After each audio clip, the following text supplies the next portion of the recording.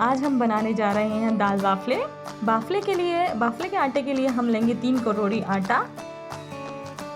आटे में आधा कटोरी मक्के का आटा, आधा कटोरी बेसन और आधा कटोरी सूजी ऐड करेंगे। 1 चम्मच मीठा सोडा, 1 चम्मच अजवाइन,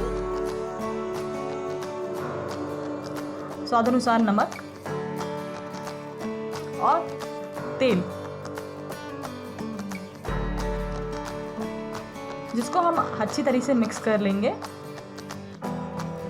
अब उसमें मिलाएंगे पानी और अच्छे से गूंथ लेंगे।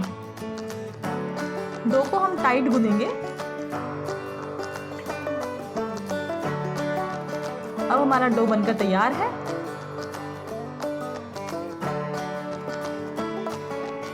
जिसकी हम छोटी छोटी लोई बना लेंगे।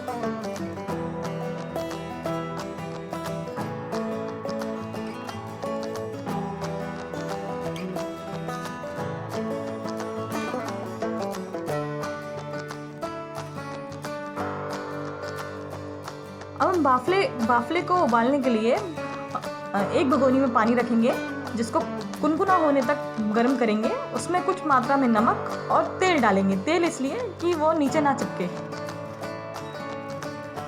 अब हम इसमें बने हुए आटे के गोल को, बाफले को पानी में डाल देंगे और उसको उबलने 10 से 15 मिनट के लिए उबलने देंगे। बीच बीच में उनको चलाते रहेंगे, जिससे वो ना चिपके, तली पे ना चिपके। 10 से 15 मिनट उबलने दें।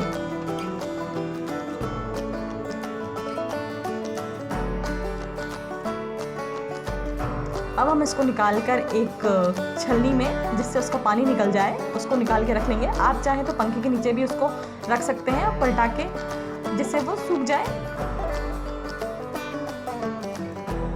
ऐसे करके हम सभी बाफलों को निकाल लेंगे।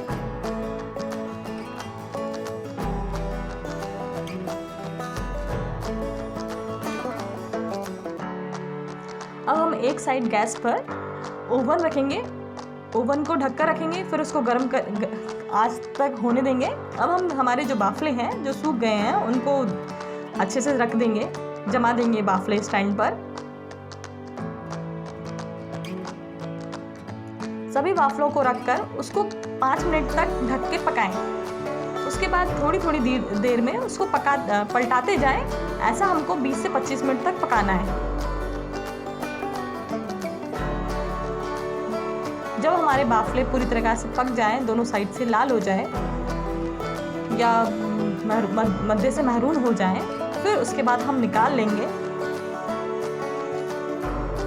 इनको पकाना है 20 से 25 मिनट, बीच बीच में पलटाते जाएं। अब हम एक भगोनी में घी लेंगे। घी को हल्का सा गर्म कर लेंगे गैस पर। अब हम हमारे बाफलों को हाथ से या कपड़े की सहायता से थोड़ा सा फोड़ लेंगे।